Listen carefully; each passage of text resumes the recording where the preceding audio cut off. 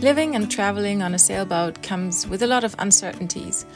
Every day brings new challenges and new decisions to make and constant adaptation to ever-changing scenery and circumstances. There's very little routine, and that's something I absolutely love about this salty lifestyle. But in the midst of all that unpredictability, I really cherish one part of my day where I can let go of control and follow someone else's lead and just go with the flow. And that's my morning yoga session. And up until now, I've left this part of my life fairly challenge-free, following along with YouTube videos and letting someone else guide me. But recently I decided it was time to push myself a little bit, and so I started one-on-one sessions with my friend Stacy, and during our very first class she encouraged me to try a pigeon pose, something I didn't think I could do. And it wasn't perfect, but the experience was so much fun and made me feel so alive, and it reminded me how powerful it can be to achieve something you once thought was impossible. But just like everything in life, especially boat life, right after a personal victory comes another challenge. This time it wasn't about flexibility or balance, it was about fixing Karl's toilet. The wood supporting the toilet had rotten away due to a leak, and it was time for one of those less glamorous boat jobs. So, there's a wee bit of a problem here. Because the toilet decided that it was time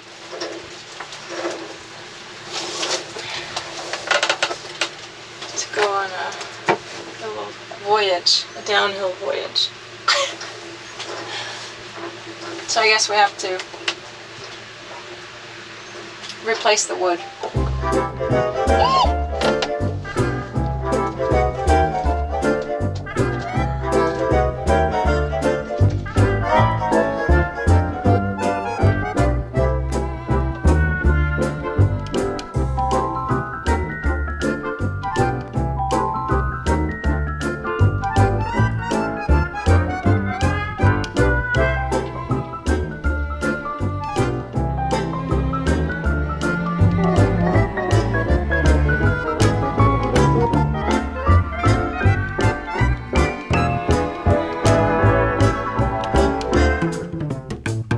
Flo was absolutely thrilled to dive into this one, I think. But hey, a working toilet is a necessity on a floating home, so we pushed through the job until everything was back in place.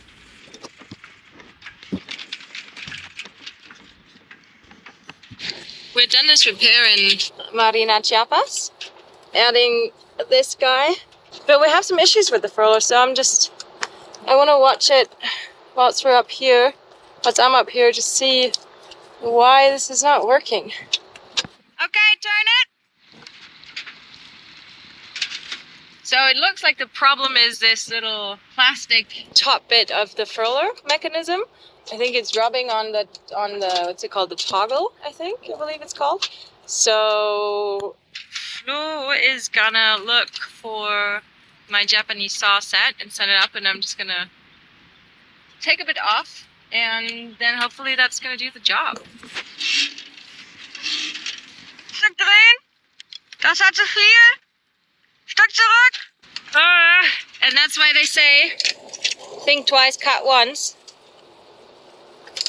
I was just looking at this and thinking, well, I think I have to throw up. Oh, I haven't had breakfast yet, so I was up on the mast and it was quite rolly, so I had to go down quickly because I was feeling a little nauseous. But what I wanted to say is, think twice, cut once. I was looking at it whilst I was cutting, and then I was thinking, how is it even possible that this wasn't like this before? Because the distance of the forestay obviously didn't change. So how come I haven't always had this problem? And that's when it clicked. I was like, yep, because the halyard is higher than usual. So all we had to do is release the halyard. And there you go. Problem is fixed. Now we're missing the top of our furler, but lesson learned, I guess. That's what happens when you send Nika up the mast without breakfast. It's not a good idea. My brain needs food. And my mood needs food too. And I need food for her as well. With the boat in order and some food in my belly, it was time to lift anchor and set off on our next leg, a roughly 80 nautical mile sail from Zihuatanejo to Caleta de Campos. We arrived just as the first light broke over the horizon, revealing one of the most breathtaking anchorages we've seen so far in Mexico. But the lower Pacific coast of Mexico can be quite challenging. Protected anchorages are few and far between, and although Caleta de Campos is beautiful, it's completely exposed to the elements. Still, we couldn't resist dropping the hook here, even if it meant some rough conditions ahead. So, for those of you who are not cruisers or haven't been in this situation before, let me shortly paint a picture of what it's like to anchor in an exposed bay where there's massive waves crashing onto the shoreline. Usually when you're at anchor and you're on the boat, you're on the safe side and you're just watching the breaks from the backside. So that's when you usually have the feeling that everything is pretty much okay and that you can definitely make it to shore. And then once you start paddling out with the kayak, you do start to see the waves a bit more. And then you do get to the breaking point of the waves and you're like getting a bit more of a correct picture of how intense the situation actually is. And then there's a point of no turning back when you decide this is the set that I'm going to take in, and then going in one way or another is going to happen. And you try to avoid going sideways with the kayak. And worst case scenario is that you go into washing machine mode, and you can probably all picture what that might look like. So in Caleta de Campos, Boga and I decided to head in, and we actually made it in surprisingly well, and we were rewarded with an extremely beautiful scenery. It's a fishing village, so there's not really any tourists, and we had the beach all to ourselves, and Boga could romp around and chase coconuts.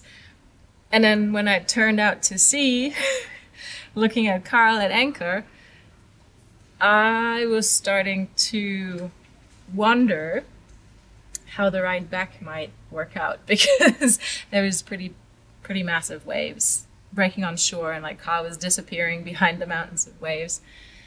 And when I went back to the spot where it was less high waves, there were fishermen watching me, so I was getting a little impatient on waiting for the right set to come. And I did choose one that was definitely not perfect. And going out is a lot harder than coming in, because you have to fight through the breaking waves with the dog in the kayak.